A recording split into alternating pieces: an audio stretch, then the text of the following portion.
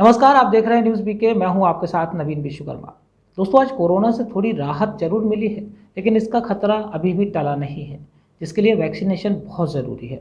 अगर आपने वैक्सीन नहीं लगवाई है तो आज ही अपने नज़दीकी कोविड सेंटर पर जाकर वैक्सीन लगवाएं। फिलहाल वक्त है इस खास खबर का। कोरोना संक्रमण के कारण सभी विद्यालय अभी बंद है, जिसके चलते शिक्षा से वंचित हो रहे बच्चे समाज की मुख्यधारा से बिछड़ते जा रहे हैं। सबसे खराब स्थिति वंचित समुदाय के परिवारों के बच्चों की है। कहीं कहीं तो बच्चे बाल श्रम और कई तरह के शोषण के शिकार भी हो रहे हैं।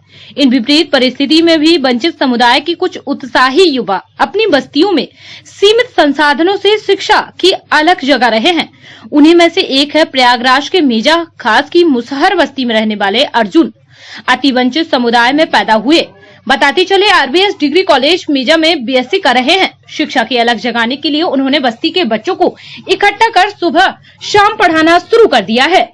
शुरुआती दिनों में तो 8-10 बच्चे ही पढ़ने आते, फिर इन्होंने उनके अभिभावकों को समझाया, उनको बच्चों की शिक्षा के महत्व के प्रति जागरूक किया।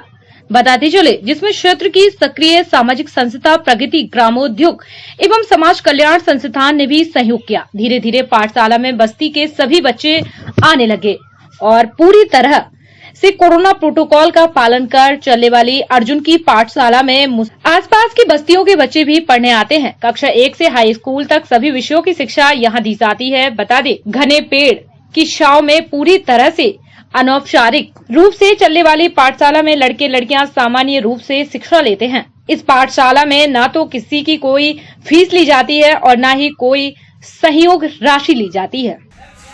जी, मैं बिल्कुल बताना चाहता हूँ। मैंने अपनी पढ़ाई बाहर से कंप्लीट की है।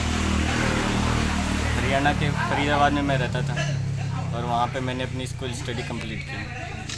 और जब मैं अपने यहाँ पे गांव में आया और मैंने देखा कि मेरे कम्युनिटी के लोग इतनी दयनीय दशा में हैं, तो मैंने सोचा कि क्यों ना उनकी सहायता की है। अगर हम नहीं करेंगे तो और उनकी मदद करने के लिए कौन आएगा। और हमारी कम्युनिटी से कोई भी लोग पढ़ने लिखने में आगे नहीं है, वो मजदूरी करते हैं और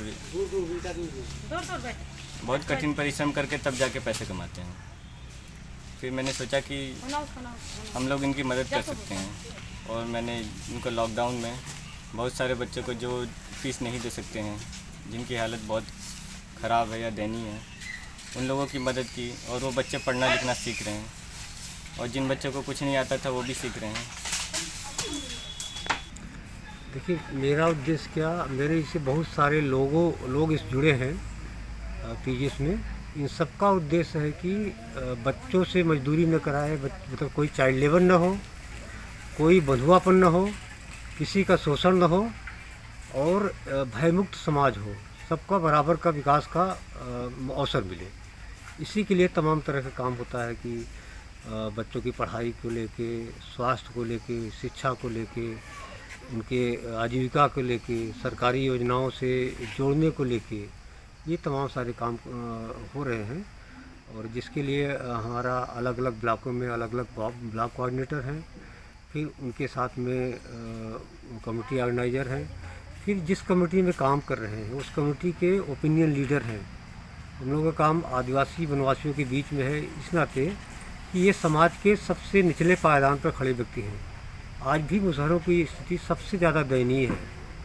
हम इनको आगे बढ़ाने के लिए, इनको इनका हक दिलाने के लिए और सरकार की योजनाओं से जोड़कर इनका किस तरह विकास हो, उसके लिए काम कर रहे हैं। को जो ये पढ़ा रहे हैं निःशुल्क, आपको कैसा लग रहा है? हमको बहुत अच्छा लग रहा है पढ़ने में भी और किसी को पढ़ाने में भी। और ये जो पढ़ा रहे हैं, जो नहीं आता वो भी बताते हैं और कहते हैं कि जितनी बार जो ना आए वो दोबारा पूछ लो। तो कब से आप पढ़ रही हैं इनके पास? 1 साल हो रहे हैं। तो स्कूल जाती हैं या नहीं? नहीं, जब से लॉकडाउन लग गया है ना, तब से नहीं जाते। फिर कहाँ पढ़ाई करती हैं? यहीं पर कोचिंग आते हैं पढ़ने। प्रयागराज से सुनील यादव की report. PK University. Build a great career at PK University. Admission open for medical science, B Pharma, M Pharma, BSc, BTech, MTech and Polytechnic Diploma. Contact now www.pkuniversity.edu.in. Address Thandra Village, Jhansi Road, Shivpuri.